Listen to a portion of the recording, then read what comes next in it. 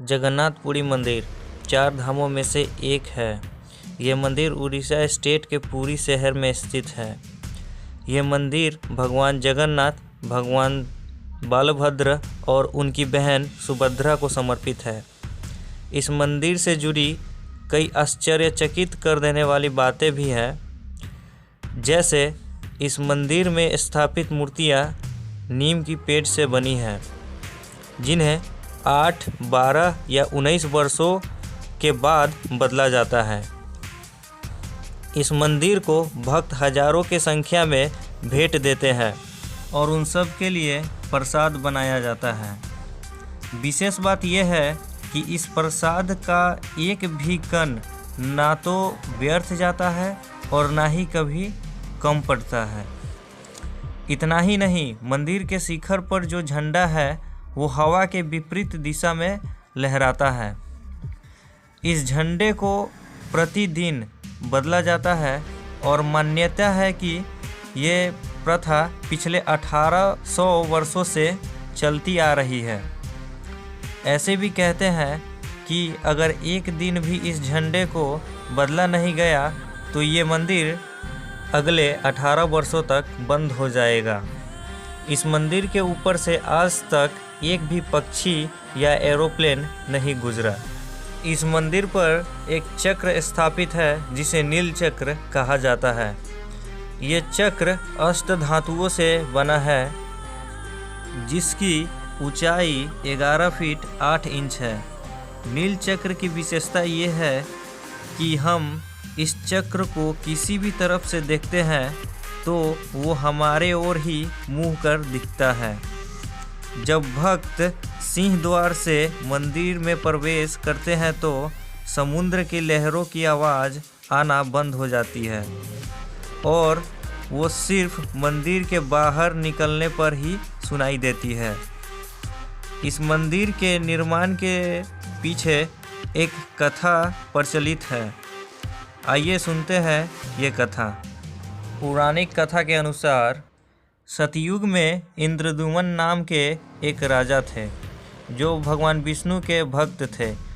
अपनी स्नेह भगवान विष्णु के प्रति जताने के लिए उन्होंने एक इच्छा प्रकट की, जो कि ये थी कि वो भगवान विष्णु के लिए एक मंदिर बनवाना चाहते थे, जहां वो भगवान विष्णु की मूर्ति को स्थापित करना चाहते थे।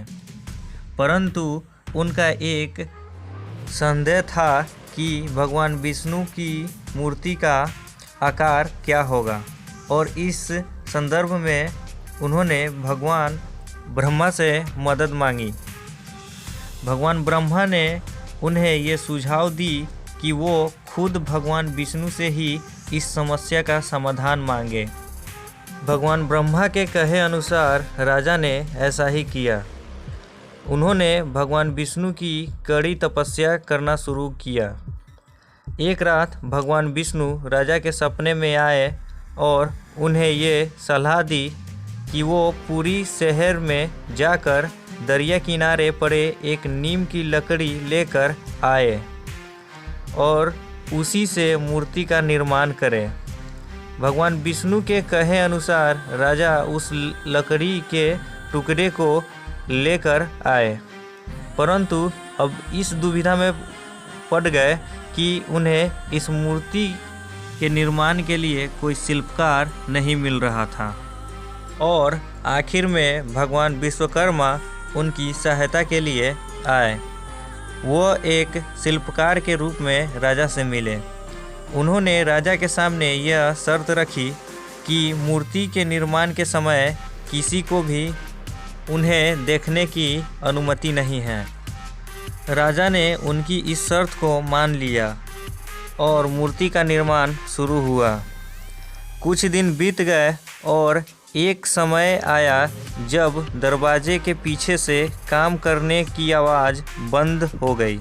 आवाज़ बंद होने के कारण राजा चिंता में पड़ गए और परिस्थिति के जांच करने के लिए राजा ने जब दरवाज़ा खोला तब उन्हें अंदर कोई दिखाई नहीं दिया सिवाय अधूरी बनी मूर्तियों के। वो मूर्तियाँ थीं भगवान जगन्नाथ, उनकी भाई बालभद्र और उनकी बहन सुभद्रा के। राजा को अपनी गलती का एहसास हुआ और उन्होंने भगवान विष्णु से क्षमा मांगी।